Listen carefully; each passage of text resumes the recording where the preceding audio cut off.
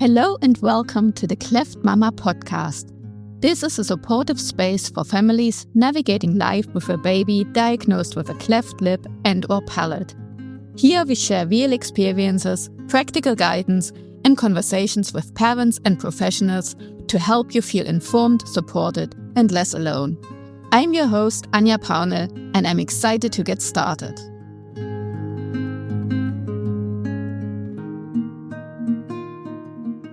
Hello. Today's episode is a very practical one. We are going to talk about bottle feeding and bottles for babies with a cleft. And this is particularly relevant for the first few months of the baby's life until the baby transitions to drinking from a cup. Before we start, I just wanted to say that I'm not a medical professional or a cleft nurse. I'm sharing my own research, what I've learned, and what I can recommend based on my own experience. But please always check in with your cleft team for advice specifically tailored to your baby. So why are special bottles needed for a baby with cleft? Depending on whether your baby has a cleft lip, cleft palate, or both, feeding can look quite different. Babies with a cleft palate cannot create suction, which is what is needed for a standard bottle or breastfeeding. They are anatomically unable, as they have a hole in the roof of their mouth, they have a hole in the palate, so they physically can't create a vacuum to draw out the milk from either the breast or the bottle. And sometimes parents may feel that the baby is actually still able to create somewhat of a suction and they can still draw a little bit of milk out. But if you think of an example of you drinking out of a straw, if you have a normal straw in a glass, you can just suck up any liquid that you have in that glass. But as soon as you put even the smallest, the littlest, tiniest hole in this straw, and you can just go ahead and give it a try and get a straw and cut a tiny hole into it, and then you're drinking, it still seems like you're creating a vacuum and you're still drawing up a little bit of that liquid and you're still making the same movements with your mouth. But you will notice two differences. First, it's likely much louder. And second, it's so much more exhausting. So even if you still get some liquid, it is just very, very tiring. So going back to the baby, even if the baby still seems like they're able to, it is just way more exhausting for the baby. So they probably will fall asleep quite quickly before they get any significant amount of milk into them. So we will still need to use special bottles or teats for these babies as well. They simply just can't create enough vacuum to be able to drink by themselves. So instead, we use these special bottles or teats to help the milk flow more easily and sometimes with a bit of assistance from us. So in this episode, I'll talk you through a range of bottle and teat options and combinations of them, and then also a few techniques or positions of how to bottle feed. And I will also put a link to a summary in the show notes. So don't worry, you don't have to take notes listening to this. You can just lean back, have a hot drink, and just listen to what I'm describing. So I'm starting with the two most commonly recommended bottles by the Cleft teams, and they are the Mom Squeezy and the Dr. Brown's bottle. So we're starting with the Mom MAM soft bottle or the Mom Squeezy bottle, as they're also sometimes referred to. And this bottle was actually created in collaboration with Clapper here in the UK almost 20 years ago. They are made from soft plastic that can be squeezed to help the milk flow out of the teat, even when the baby cannot suck. And this bottle, you put the teat right into the gap of the lip and into the mouth. So this teat closes the gap in the lip. And then you observe the sucking pattern of the baby and you look for the baby to suck, and then you squeeze. And it's important to squeeze in the right rhythm of the baby. But the Cleft nurse will explain that to you and will show you how to use that bottle. So it's really important to learn to squeeze the bottle in time with the baby's natural sucking reflex, as otherwise the baby could choke on the milk. So this will normally be the first bottle that is recommended by a Cleft nurse, and they may give you one of them already before the baby is even born. And when they come after the baby is born, they will show you how to use that bottle. The bottles have a standard sized neck, which is quite narrow, and those bottles can then be combined with different mom teats. But again, there are very specific ones that we use for cleft babies. So these ones are called the mom orthodontic teats, and they have a special shape that can help fill the gap that is left by the cleft lip.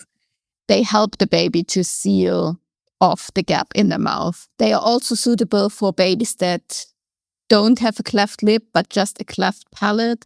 And those teats come in 3 varieties. So they can be vented newborn, vented all ages, and non-vented all ages. And as I go through a lot of teats, they're often vented. And this means that there is a hole in the teat itself. And this little hole allows air to escape during the feeds. So instead of the air then going back into the milk, it can escape to the outside, which is meant to reduce the baby swallowing the air. It's important to know, though, because there is a hole in it. When you feed the baby, the hole has to point upwards, so on top, so the milk doesn't leak out. So as described, these teats come as newborn or all ages, and that simply refers to the size of the teat. So the age that's on quite a lot of the teats, that doesn't really work for our babies. So it just refers to the size of the teat.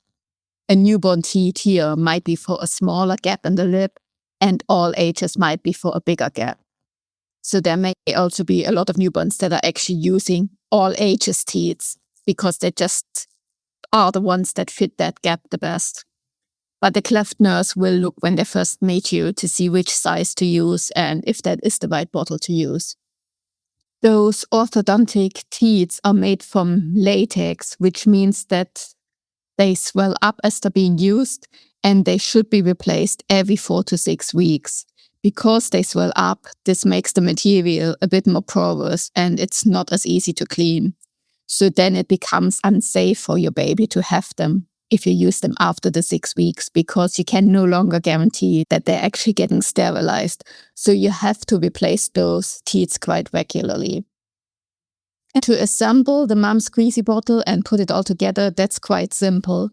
You insert the latex teat into the white collar or the white wing, and then you simply screw that together on top of the bottle. It's pretty straightforward, and that makes it also easy to clean. These mom squeezy bottles and the teats can be bought in the Clapper shop. And at the moment of recording this, a bottle costs £6.30 and 2 sets of the latex teats cost £4.50. Coming now to the second type of bottle, which is generally recommended. These are the Dr. Brown's bottles. And the Cleft team in general will either recommend the mom squeezy bottle or the Dr. Brown's bottle. But as I said before, they are not the only bottles that will work. So the Dr. Brown's specialty feeding bottles, again, they were designed together with health professionals to help babies who have issues with sucking from regular bottles, like babies born with a cleft. And they use a special valve which releases milk into the teat as the babies work on the teat with their tongues, like they would do when they're breastfeeding or when they're using a regular bottle. But they don't have to suck to get the milk out to flow. So with this system, the baby is feeding themselves. They themselves control the flow of the milk. So in this case, you don't squeeze the bottle. It's really the baby working at the bottle. But this doesn't work for everyone. So again, check with your cleft nurse which one is working for your baby specifically. So this Dr. Brown system with the special valve, which is a blue valve, can also be provided by Clapper. You can also find Dr. Brown bottles elsewhere, but they most certainly don't come with the blue valve. So it's really important to check the valve here. The blue valve is the specific one that we want to use for our cleft babies.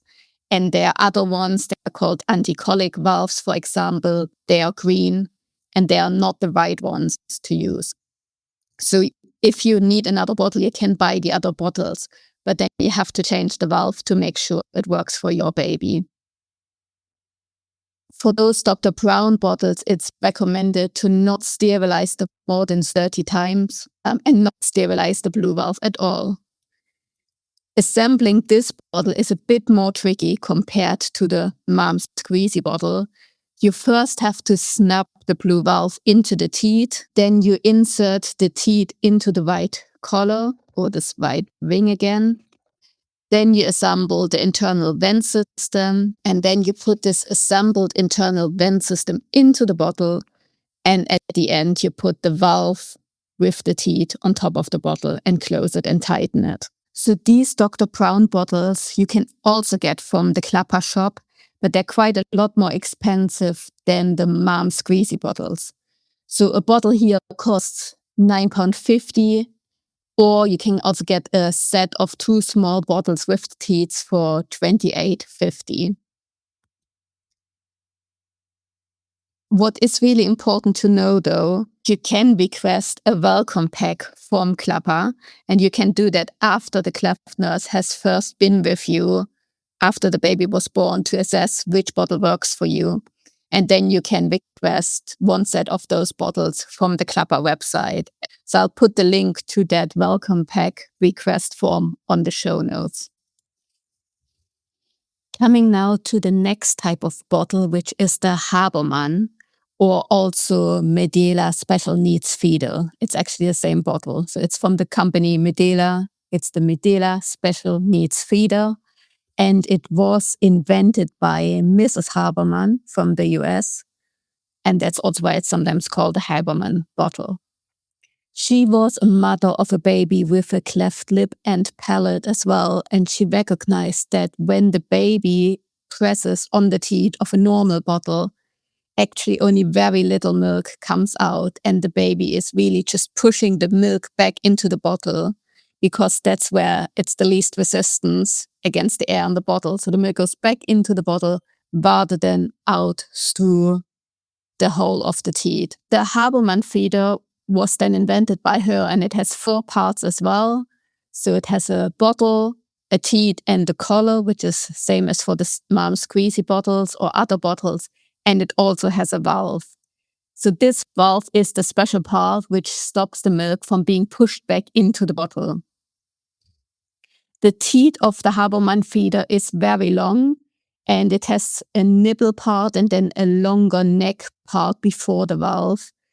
And when you're using this, it's super important to fill the whole teat with milk. So there should be no air in it whatsoever, because otherwise the benefit of the valve is actually lost. Because if there is air in the teat part, then again, the baby would just push the milk back and replace the air. And the part of the valve is irrelevant then. So then you would have still the same problem as with any other bottle. So make sure that the whole teat part, which is quite big for this feeder, is filled with the milk. And then the milk can't go backwards because the valve is there, and then has to come out of the hole in front of the teat and into the baby's mouth. The teat also has 3 lines on the side, which shows 3 different sizes of the slit in the teat in different orientations. So if the one line is pointing to the nose, then it's the slowest flow. And if the 3 is pointing to the nose of the baby, then it's the highest flow rate of that teat. So Mrs. Habermann really solved a problem there, and it makes the milk flow out. However, the bottle is a small neck bottle, which means the babies don't have to open their mouth very wide. And really, the lips of the baby are meant to be on the wider part of the teat. But because this nipple part of the Habermann feeder is very long, babies or newborns specifically can't really get to this wider part of the teat. And it will almost make the baby scared because the nipple part of it is so long. So that then means that quite often the babies are squeezing on this nipple part, and this completely changes the natural motor function of the baby. So it is pressing to get the milk out, and then it swallows. So it uses the jaw a lot, but the babies don't really use the upper part of the mouth, so not the upper jaw. And it really changes the orofacial muscles of the baby. It's not really the natural physiology of feeding. So this brings us to the next type of bottle, which prevents that problem, and they are wide neck bottles. And the first one that I want to go through or would recommend is the MAM, MAM again, wide neck bottle with a MAM teat. So here you have two possible teats that you could be using in size 3 or size X. Those sizes indicate the size of the hole in front of the teat. So for size 3, it's quite a big hole. And size X, it's actually a cross in front of the teat, which allows the milk to flow out quicker. So they're marked up by the age of a baby that would not have feeding difficulties. So it's called 6 months plus as well. But as I said before, this is not really the age of our babies or the age of Cleft babies. It basically indicates the size of the hole and therefore how quickly the milk flows out. So if you have a MAM wide neck bottle with a MAM teat size 3 or size X, then the milk can flow by itself. You can squeeze the bottle ever so slightly if you would need to, but the milk just flows out by gravity. And then again, the baby will just take the milk into the mouth and then swallow. I would aim here to start with a size 3 to not make the milk flow too fast and make it not too easy for the baby. We want to encourage the baby to still use the muscles in the mouth and in their whole face, really. If the baby is struggling with a size 3, then you would move up to a size X. An alternative of a wide neck bottle is the Nuke First Choice 6 Plus in size medium, and they are latex teats. So here I would really want to use latex because the silicone from Nuke is quite hard. For MAM, the silicone teats are fine. They're actually not as hard as the Nuke ones. So in some cases, silicone is completely fine, seems to be fine for the MAM ones. For Nuke, I would really recommend the latex ones there. Or another option would be the Nuke Nature Sense wide neck bottle. And here you'd use the 6 Plus teat in size M or L. And those teats actually have several big holes. So again, it just means that the milk flows by itself just based on gravity. So if you were holding the bottle upside down, the milk flows out. So here the bottle is not flexible, but this wide teat really allows the lips of the babies to press against the teat itself and then make the milk flow out. The parents could also slightly nudge on the side of the teat to encourage some more milk flow.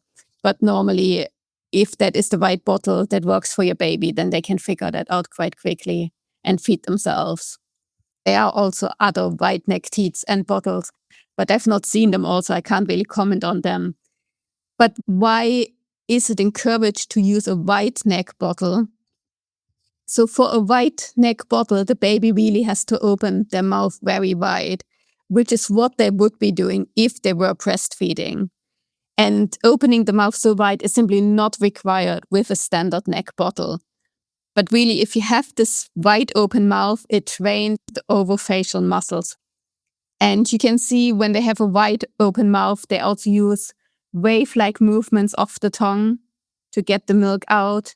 You can see there's movement under the eyes, around the ears. And really all of that movement is the closest to the natural physiology of breastfeeding. If the mouth is not as wide open, then they're not using as many muscles. And those overfacial muscles are also connected to the rest of the body, going all the way down the back as well of the baby. So training those muscles really helps to use muscles across the whole body of the baby and just get them stronger. And I've put a video up as well of my son actually feeding from a wide neck bottle. And you can see really how all of the facial muscles are being used. So if you focus there on the eyes or just under the eyes, around the ears, you can see how all of these muscles, the jaw, the upper and the lower jaw, are moving. And you can see the tongue, how it's making those peristaltic movements, wave-like movements of the tongue.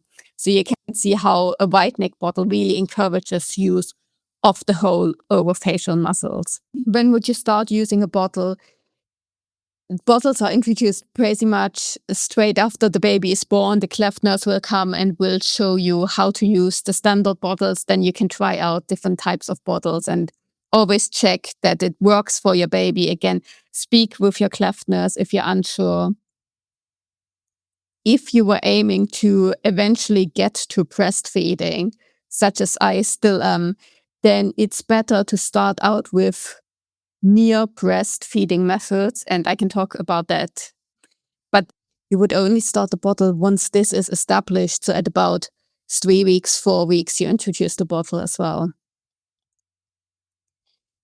Then I've mentioned some of the teats are vented or not vented, which means there is a little hole on the top of the teat for air to come out. And this is intended to reduce air being swallowed by the baby when they're feeding, to reduce gastric discomfort. On the advantage of using a vented teat versus a non-vented teat, I found a study on that, and that's actually a randomized controlled clinical trial, which is highest level of research or the most unbiased level of research. And this was done in Germany, and the publication from 2018, so still very relevant. They compared babies being fed with vented teats, or also called anticolic teats, compared to non-vented teats. And for infants that were aged between 1 to 6 months, they have observed that they needed fewer sucks and pauses when fed with vented teats. But in both groups, they fed equal amounts of milk, and the feeding time was also the same. Overall, the authors there suggested that vented teats provided a more coordinated drinking pattern than the non-vented teats, and this in itself may have positive effects on gastric distress. So this really speaks to using vented teats. However, they also did a survey of the parents feeding those infants, and this parental survey did not show any relation between the types of feeding teats and possible symptoms of colic. So again, it's probably trying out what works best for your baby, but a vented teat may help with a more coordinated drinking pattern. Then there are also some bottles out which are vented at the bottom of the bottle. And again, there was actually a quite recent publication on that. So this study has been just published in March 26. Again, it was a randomized controlled clinical trial, and it compared teat vented bottles with bottom vented bottles. So it's where either the teat has this additional hole or the bottle itself has that additional hole. And the conclusion of this randomized clinical trial is that bottom vented bottles compared with teat vented bottles did not result in a significant reduction in mild gastrointestinal discomfort. So really this means that using vented teats versus vented bottle has the same outcome. And those vented bottles are a lot more expensive. So you might have seen anticolic bottles advertised somewhere.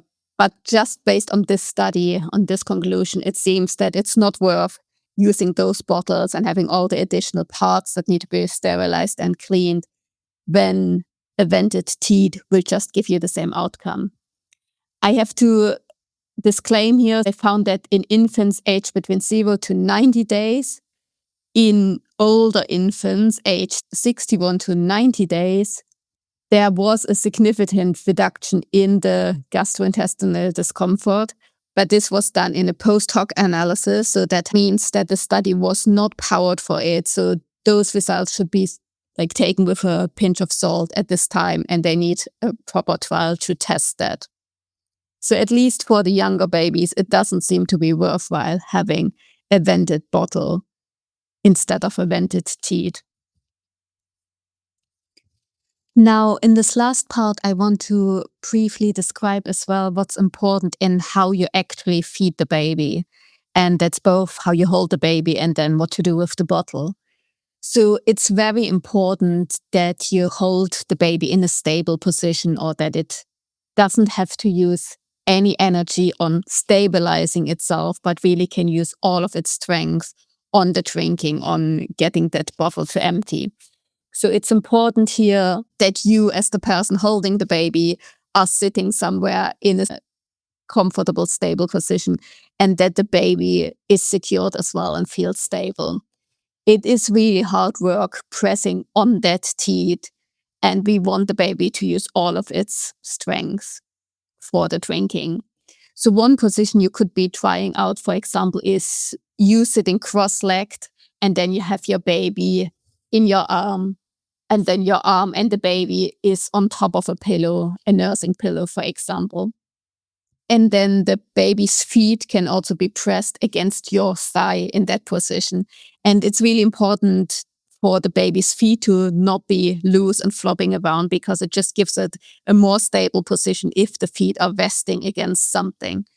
And you probably can imagine if you were having a meal sat on top of a bar stool with your feet dangling versus sat somewhere where your feet can rest somewhere, you're just so much better eating or drinking in a more stable position with your feet resting against something. And that's the same for the baby. So if the baby is in that position, you're cross-legged, the baby is in your arm, they would naturally then in that position have their feet against your thigh and be stable.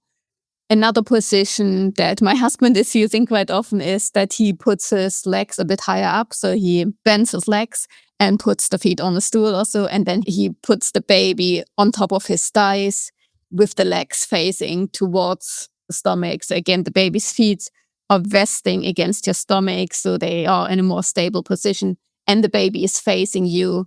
And in that, and also in the cross-legged position, you can really see also the baby's face and can observe when they are swallowing and when they are sucking. So you can really see if it's working as you intended to do.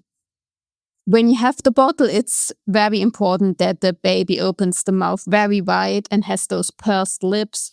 And then you put the bottle into the baby's mouth and you hold the bottle at the bottom of the bottle and you slightly push against it. So you give some resistance. And as I mentioned, it's really important that the lips of the baby are on the wider part of the teat.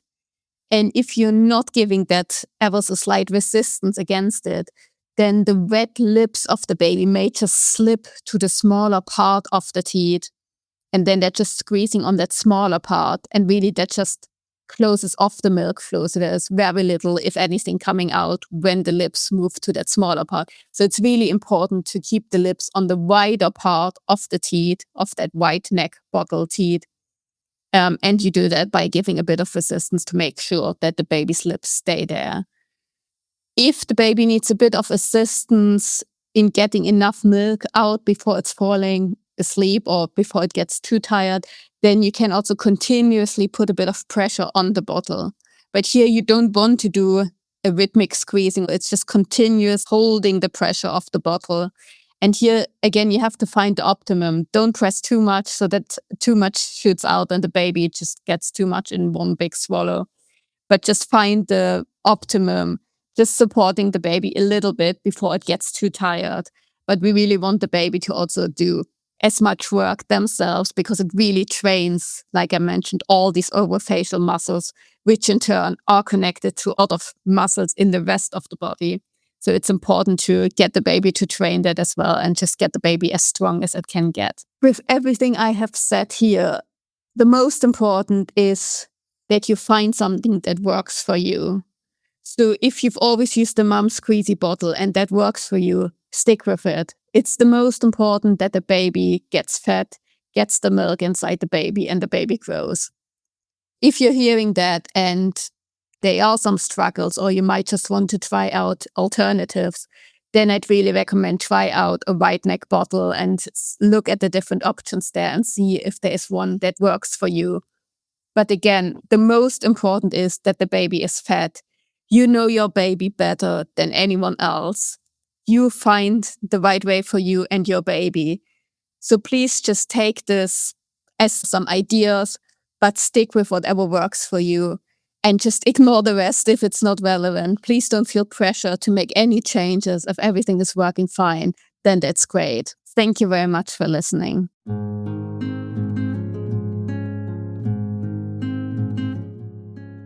Thank you for listening to the Cleft Mama podcast. I hope you get a ton of value out of our time together. You're not alone in this journey. And remember, you're doing an amazing job. If this episode helped you, please follow and share it with another parent who might benefit from it. See you next time.